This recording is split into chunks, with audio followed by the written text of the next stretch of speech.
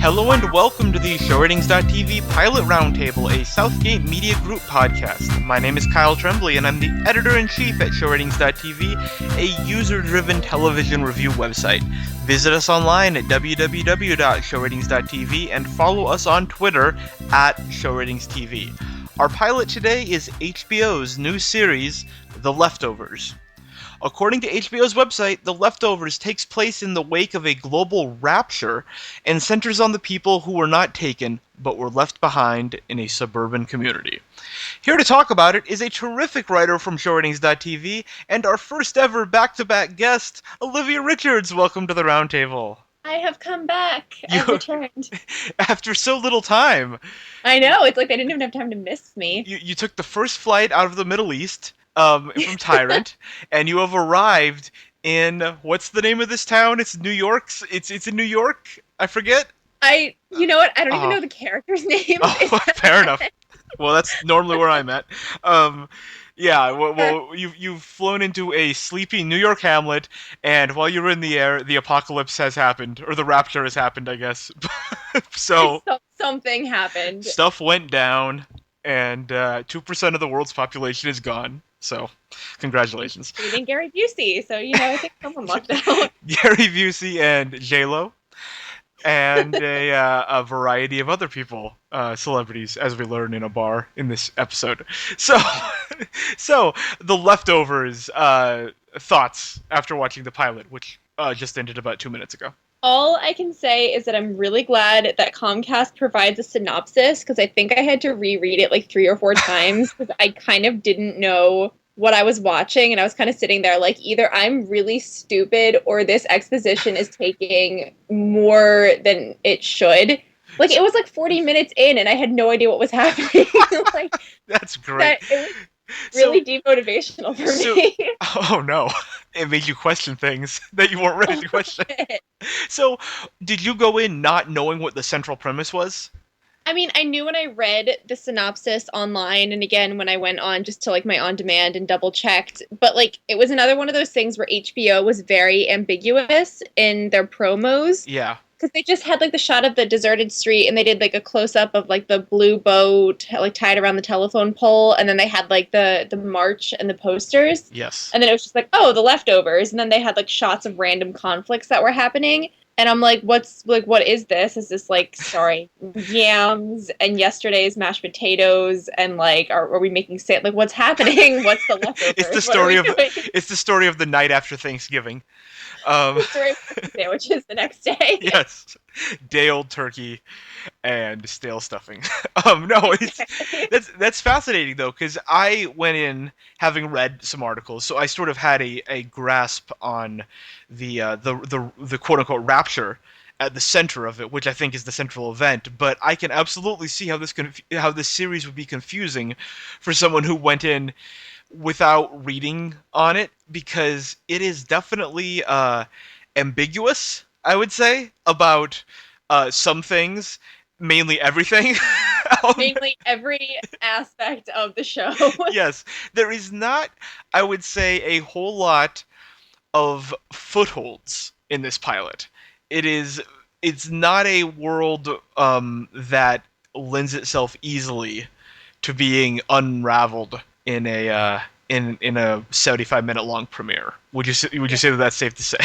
I definitely felt that I was like rock climbing without the bungee cord attached.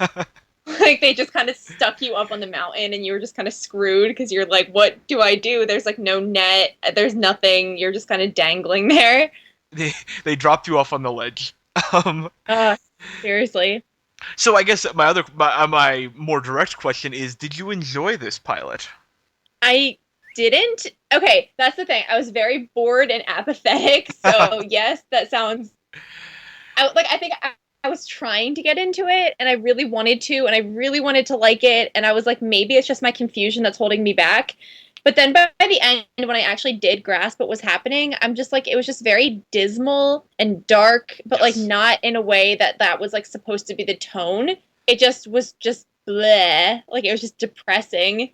I absolutely agree. This is one of the bleakest hours I've seen on TV, in a way that is different than the bleakness of, say, The Walking Dead, which is a show that I often use that term to describe. But this is a different level. This is I feel like The Walking Dead is a physical bleakness, where the palette of the show is very brown and gray, and there's sort of no hope.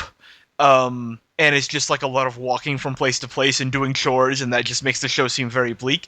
This is emotional bleakness, where everyone is on edge. The world looks the same as our world does now, but it's obviously very different. And I described it online as a dystopia almost, not in the sense that there are like Esque. yeah, there aren't like roving bands of like cannibal marauders, but there are dogs that are eating things, like roving bands of dogs that get shot. So Everything got shot. Like if you were an animal, you weren't safe. I was just no, expecting PETA to come by, but they probably all got raptured. But like, just red paint to be splashed all or over maybe it. they're the guilty remnant. Who knows? Maybe. Oh my God, that would be a plot twist. Yeah. What did you think of the guilty remnant? Because I feel like that was the one. Like I mentioned footholds earlier. I feel like that was the one bone that the show threw us, where like it's like okay, creepy cult chain smoking and wearing all white. Got it. Like this is something. This is something that's recognizable as a television thing. It made sense, and because like when they had the big parade, and then they came to protest it, and then we even have what happens in our society today, where you have a group of nonviolent protesters being taken down by like police and mob brutality. Yeah. I think that kind of struck a chord, and it was interesting. I mean, I even said I was just like I'm just expecting them to come up in like motorcycle jackets and like have like an entire like bike gang of Right. nonviolent protesters who only like write on paper because they're all silent. Yeah, yeah, very weird. By the way, very, very interesting use of dry erase boards. A lot going on in that compound. No, I thought, and I should say, I didn't hate this pilot, and I was not. I wouldn't say I was bored by it. I would say that I think I have a high tolerance for slow television, especially when I feel like it's slow on purpose. I don't have a high tolerance for slow television that's not trying to be slow television, but I got my sense with this show is that it is exactly the show that it wants to be. That doesn't make it good, but I feel like from this pilot that this was the hour that the show wanted to deliver, like it or not. Just based on how committed it was to that bleakness we were talking about. And I will say a scene like that parade scene, I thought that scene was spectacular. I thought that was really beautiful the way that it transitioned from the musical sequence heavily featuring the James Blake song into the cult emerging basically from the woods and holding up these signs and then that turning into a sort of riot.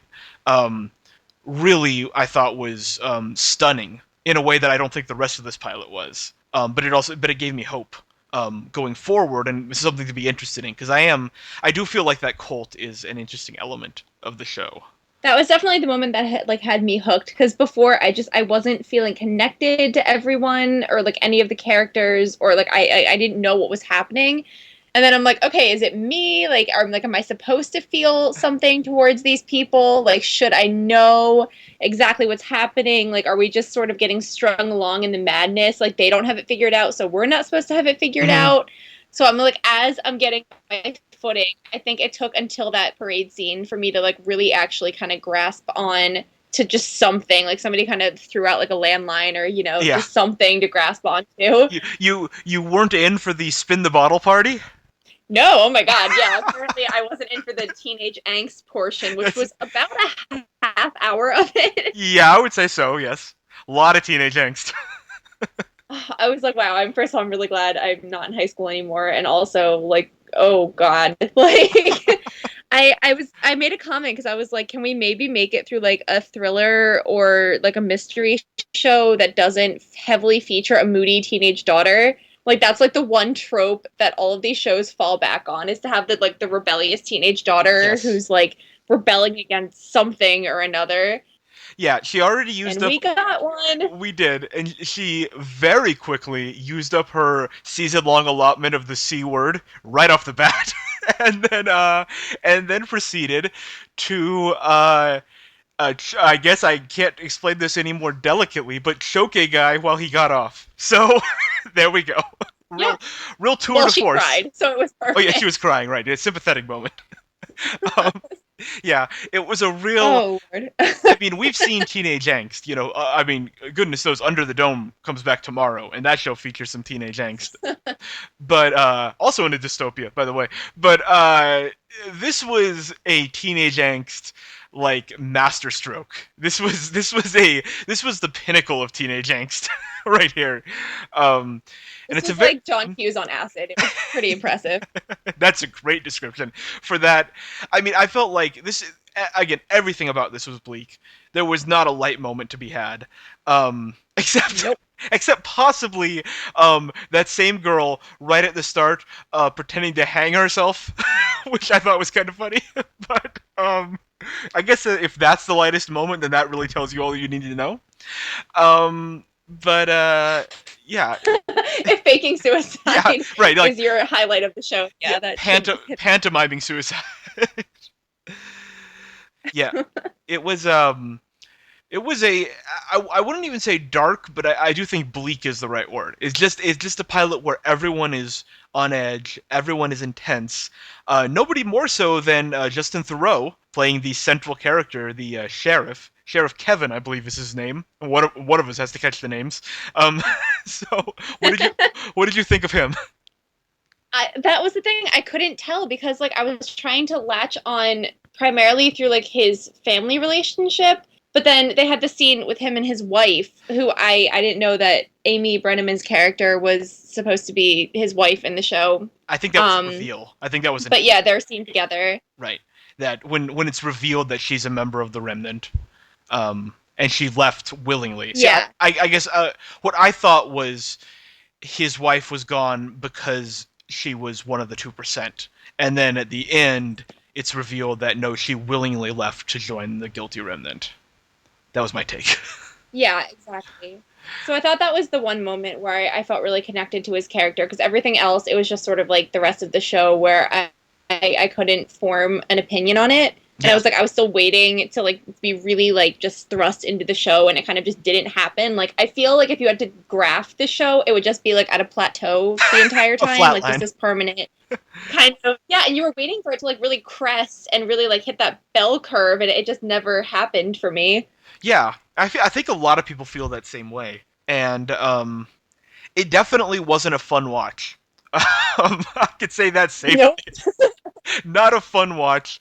Um, I think the issue of whether it's a worthwhile watch is probably more worth debating. But because I don't think it intends to be a fun watch. I don't think this is a show that's meant to be fun. And I think that if it was, the Justin Theroux character would be a little more redeemable, like a little more. He'd be painted in a less harsh light, as sort of our good guy cop, the way Under the Dome does with the people imagine like the quote unquote heroes on that show, like as having a good heart. I don't know if the sheriff has a good heart on this show, and so that's to watch going forward. I guess in general, could you ever see yourself watching a show this bleak? Because this is a show for I think a certain kind of person, not for everyone certainly. Yeah, and I'm not this kind of person. Like I'm a huge fan of The Walking Dead, but like again, we're telling with that show, it's very like humanized in the bleakness. So you have like the bleak backdrop, but it's not the human stories that are bleak. Like you're dealing with Right. characters that are connecting to each other and working with each other and working against what's happening to them and just trying to pull through and make the best of just the situation they're in. Yeah. This one I wasn't sure because I don't know what the characters' stories are going to turn out to be, like how they're going to connect and interact. Like it's one thing to have a bleak backdrop, Mhm. but it's another thing to have very bleak characters. Yeah, and the next question I'm going to ask is going to be a comparison, and The Walking Dead would be almost an easy one because they're both sort of set in these science fiction-y kind of worlds. I mean, obviously there's no zombies on this show, but the Guilty Remnant kind of qualifies considering the way they're deployed in this pilot. Kind of. But they're polar opposites. The Walking Dead is very traditional. in the sense that you are following a group of heroes as they're on a quest. And there's a beginning and end to that quest, and it sort of resets itself every season, and you know who you're rooting for and you know who you're rooting against on that show. Or if you don't, then you are told the show gives you lots of clues. This is The Leftovers is very non-traditional in that way, and it seems like it's more concerned with introducing these characters in this world than giving any kind of indication as to where it's going. Like if you asked me what the finale for this season of The Leftovers is going to be, I wouldn't have even the slightest idea. you know, it. I couldn't No, tell you. exactly. Yeah, I couldn't tell you a single thing that's going to happen in the future of this show, which I think is a potentially appealing aspect of it. I don't know if that's negative, but it certainly will be for some. Um, Yeah, definitely.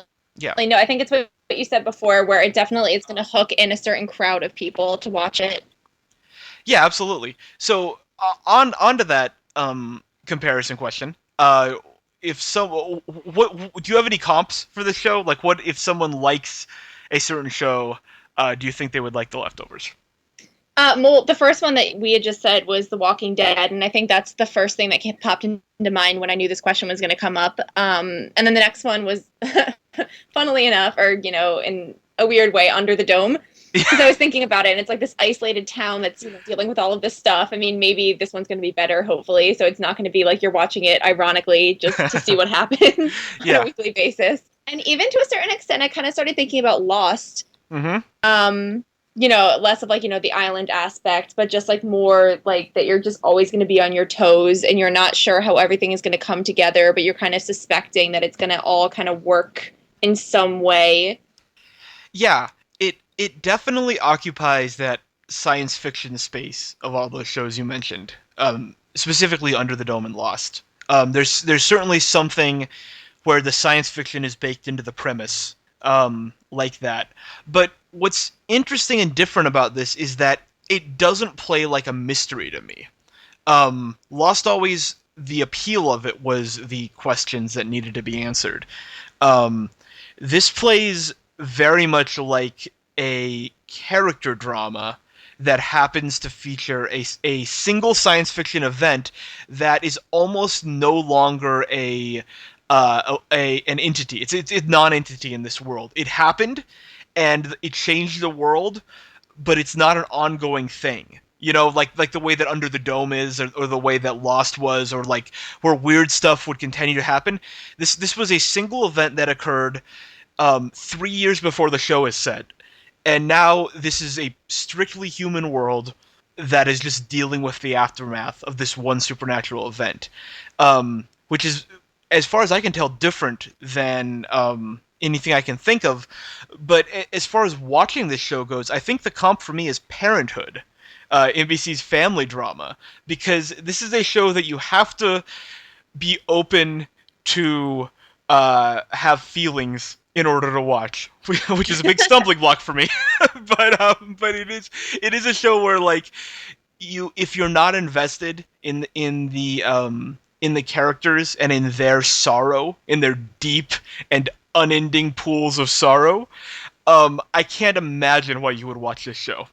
I can't. Why would you subject yourself to all this sadness and bleakness if you don't care about the characters and their personal tragedies?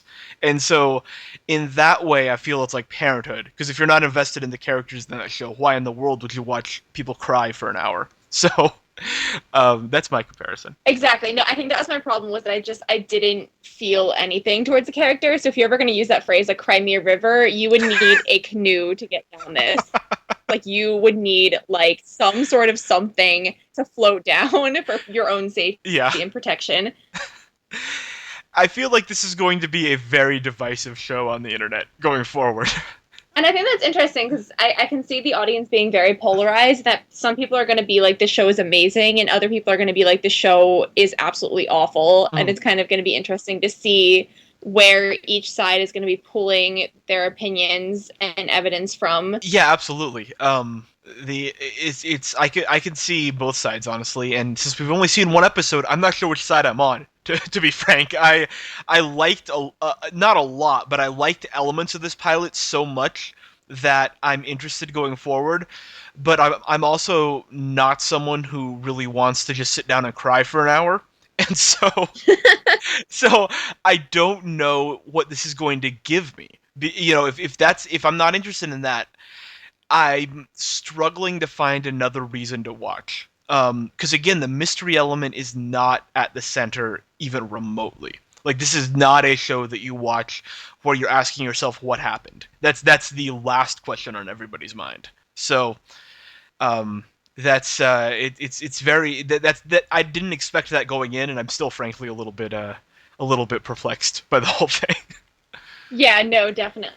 All right, so Olivia, final verdict: thumbs up or thumbs down on The Leftovers? It is, for me personally, it is a thumbs down. It's not my cup of tea, and yeah, I can't see myself tuning into it every week. Yeah, that totally makes sense to me, and I feel like at least half of the audience is going to watch this first episode and come to that exact conclusion. I'm giving it a tentative thumbs up. I'm going to watch the second episode, see if anything jumps out to me. I liked enough elements of this to be interested going forward, but I reserve the right to bail swiftly if things just don't click for me. So, all right. Well, thank you for being here, Olivia. How can people keep up with you? I'm on Twitter. It's at Richards Olivia. So yeah, I am there tweeting my life away. Tweeting night by night. Going to the lumber mill. Always there.